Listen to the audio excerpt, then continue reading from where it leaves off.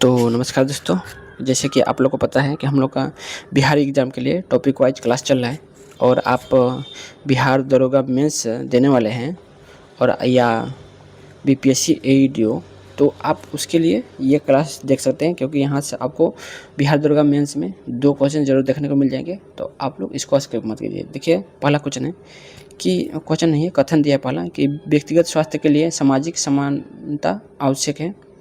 नहीं, ये ज़रूरत नहीं। वे रोग जिनके तत्कालीन कारण सूक्ष्मजीव होते हैं उन्हें अपक्षयी रोग कहते हैं, ये बिल्कुल सही है। ठीक है, तो आपका केवल 2 सही है। इनमें से कौन तीव्र रोग का उदाहरण नहीं है? तो तीव्र रोग का पीलपाव, ये तीव्र नहीं, ये क्या होता है, एक दीर्घकालिक या क्रोनिक रोग होता है। ठीक है, तीव्र रोग तो आपको पता है, खांसी जितनी देर रहता है, थोड़ी देर तो ही रहता है, थोड़े समय के लिए रहता है, लेकिन आपकी हालत ख़राब कर देता है। और जुकाम भी। ठीक, लूज मोशन होने का प्रमुख कारण क्या होता है? तो वायरस होता है। अधिकतर मामलों में रेट्रोवायरस मुख्य कारण होता है। ठीक इनमें से कौन सा रोग जल के माध्यम से नहीं फैलता है? तो डेंगू बुखार ये जल से नहीं बल्कि मच्छर के काटने से फैलता है। इनमें से कौन सा रोग बैक्टीरिया से होता है? तो एंथ्रेक्स है, टीबी है, हैजा, ये सब बैक्टीरिया से ही होता है। ठीक है, कालाजार नामक रोग किससे होता है? तो कालाजार नामक रोग आपको पता होनी चाहिए, ये आपके प्रोटोजोआ से होता है। ठीक है, और उस प्रोटोजोआ का नाम क्या है? लिस्मेनिया। पेप्टिक वर्म होने का कारण क्या है? तो हेलिकोबैक्टर पाइलोरी। ठीक है, इनमें से कौन सा रोग वायरस से नहीं होता है? तो टाइफाइड बुखार, ये वायरस से नहीं होता है बल्कि ये जो इसको बोलते हैं क्या, आंत ज्वार भी इसको बोले जाते हैं, ये बैक्टीरिया से होता है। अगला है, इनमें से कौन सा रोग प्रोटोजोआ से होता है? तो मलेरिया। पीलपाव नामक रोग किसके कारण होता है? तो कृमि के द्वारा होता है, फाइलेरिया कृमि। ठीक, निद्रालु व्याधि यानी स्लीपिंग सिकनेस का कारक प्रोटोजोआ क्या है? तो ट्राइपैनोसोमा। ठीक है, याद रखिएगा। अगला है, इनमें से कौन सा रोग वायु द्वारा नहीं फैलता है? तो वायु द्वारा नहीं फैलता है, वह है हैजा। ठीक, इनमें से कौन सा रोग लैंगिक संपर्क से फैल सकता है? तो यह जननांग हर्पेक्स, क्लाइमेडिया, हेपेटाइटिस बी, ये सब लैंगिक संपर्क से फैल सकता है। जापानी मस्तिष्क ज्वर किसके कारण होता है? तो वायरस से होता है। शिशु को माँ के दूध को कौन सा प्रतिरक्षी मिलता है? तो IgA। रेबीज के किस कारण होता है? रेबीज किसके कारण होता है? तो वायरस से होता है। कुत्ता काटने से, बंदर काटने से बोलते हैं ना। दांत रोग किसके कारण होता है? तो कवक फंगी से होता है। पेचिश होने का कारण क्या है? तो एंटीअमीबा हिस्टोलिका प्रोटोजोआ है। ठीक, गलसोट जिसको बहुत लोग गलसुआ बोलते हैं। ठीक है, तो गलसोट मम्स होने का कारण क्या है? तो ये वायरस होता है। ठीक, टाइफाइड का कारण क्या है? तो साल्मोनेला टाइफी बैक्टीरिया है। ठीक, पेचिस के मुख्यतः कौन सा भाग अंग प्रभावित होता है? तो आंत होता है। टिटेनस प्रभावित करता है तंत्रिका तंत्र को, नर्वस सिस्टम को। ट्रोकोमा से कौन सा अंग प्रभावित होता है? तो ट्रोकोमा से आँख होता है। इनमें से कौन सा रोग आनुवंशिक रोग नहीं है? तो रतौंधी, ये विटामिन ए की कमी से होता है, ये आनुवंशिक रोग नहीं है। टर्नर सिंड्रोम संबंध में से कौन सा कथन गलत है? तो यह गुणसूत्रों की संख्या 47 हो जाती है, ये कथन गलत है। ठीक है, बल्कि यह क्या होता है, यह रोग स्त्रियों में होता है, गुणसूत्रों की संख्या 45 रहती है और शरीर अल्प विकसित होता है, ये आपका बिल्कुल सही है, लेकिन इसमें बोला है 47, तो ये गलत है। ठीक, क्लाइनफेल्टर सिंड्रोम के संबंध में कौन सा कथन गलत है?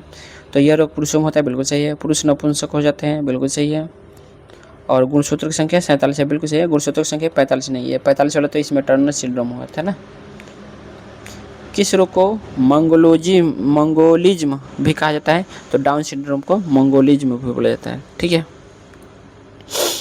मुहासे होने का कारण कौन सा बैक्टीरिया है? तो स्टेफिलोकोकस।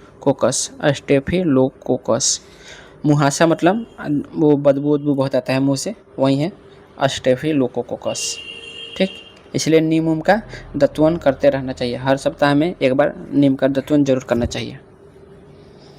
एंटीबायोटिक वायरस पर प्रभावित नहीं होते हैं क्योंकि वायरस में कोशिका भित्ति नहीं होती है। ठीक, इनमें से कौन सा रोग लैंगिक संपर्क में फैलता है? तो एडस, सिफिलिस और गोनोरिया, ये सब होते हैं। मच्छर के काटने से प्रवेश करने वाले सूक्ष्मजीव सबसे पहले कहाँ जाते हैं? तो ये यकृत, लिवर, मलेरिया के मामले में होते हैं। ठीक है, वायरस से संक्रमित कोशिका कौन सा प्रोटीन छोड़ती है? तो इंटरफेरॉन। बीसीजी का टीका किस रोग के लिए दिया जाता है? तो क्षय रोग, ट्यूबरकुलोसिस।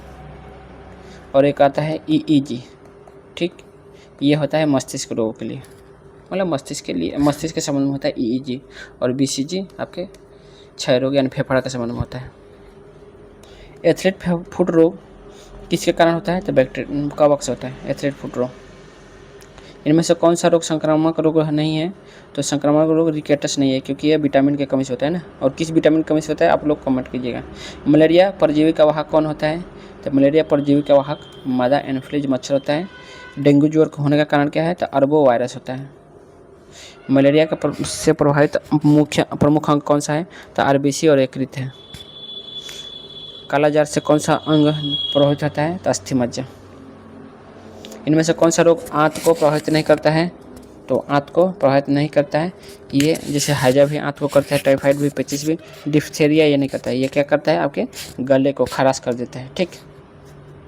हर्पीस से कौन सा अंग प्रभावित होता है? तो त्वचा होता है। जिस रोग में रोगी कल्पना की हो कि सत्य मान लेना है, वो रोग कौन सा है? जिस रोग में रोगी कल्पना को ही सत्य मान लेता है, तो रोगी कौन सा है?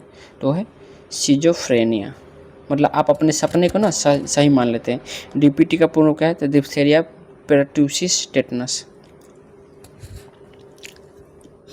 डीपीटी में पी का किसको संबंध है? तो पर्ट्यूसिस, काली खांसी का संबंध है, ठीक है। डीटी का टीका किन रोगों के लिए दिया जाता है? तो डिप्थेरिया टेटनस को। कुष्ठ रोग किस अन्य नाम से जाना जाता है? तो हैंसन रोग को, ठीक। HVI विषाणु किस व्यक्ति को रोग प्रतिरोधक क्षमता किस प्रकार कमजोर करता है? तो वह लसिकाणुओं यानी टाई लिम्फोसाइट को नष्ट करता है, ठीक है। और यह किसका भाग है? तो यह WBC का भाग होता है, ठीक है। लिम्फोसाइट, मोनोसाइट ये सब होता है। यदि कोई मानव रोग विश्व के विस्तृत क्षेत्र में फैल जाए तो उसे क्या कहते हैं? तो पेंडेमिक बोला जाता है, ठीक। निम्नलिखित में आज और नहीं भूला तो एपिडेमिक बोला जाता है ना, ये शायद बोला जाता है, ठीक है, कम क्षेत्र के लिए। निम्नलिखित रोगों में से कौन सा रोग जीवाणु जनित है? तो ट्यूबरकुलोसिस यानी टीबी है।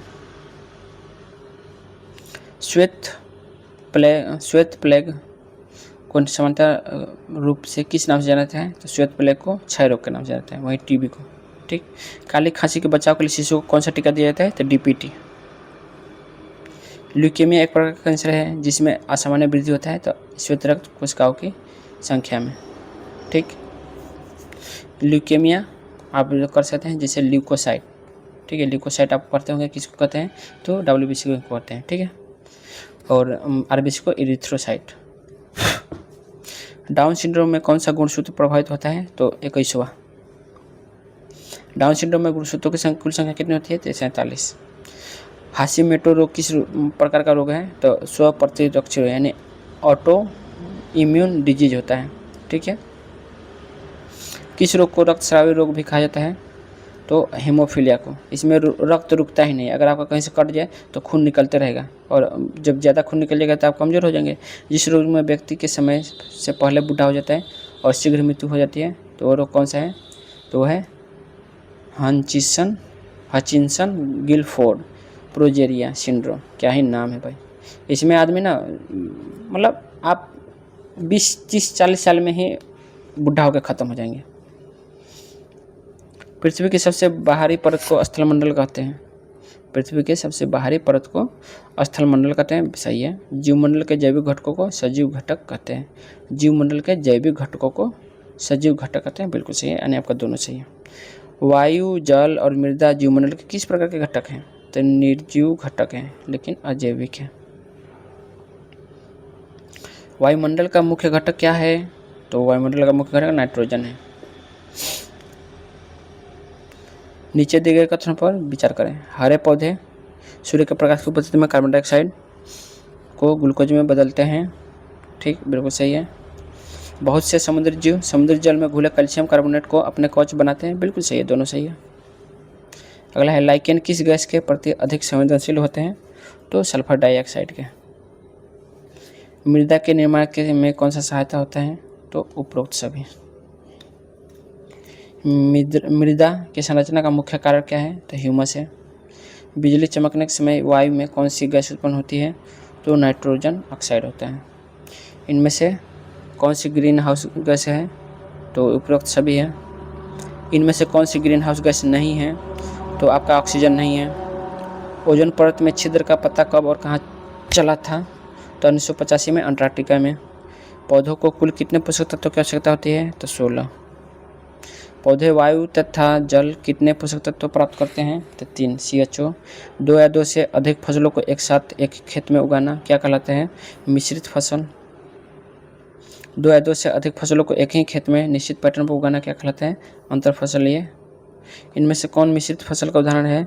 तो उपरोक्त सभी, गेहूँ, चना। ठीक। इनमें से कौन अंतर फसलीय का उदाहरण है?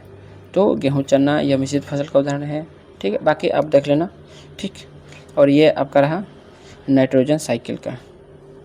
ठीक है, क्या क्या होता है आप लोग देख लेना, यहाँ पे आप देख सकते हैं। ठीक है, नाइट्रोजन कैसे कैसे और उसका चक्र होता है। तो आज के लिए बस इतने ही। तो आपको अच्छा लगा हो तो लाइक कर देना, सब्सक्राइब कर देना। बाकी देखने के लिए थैंक यू।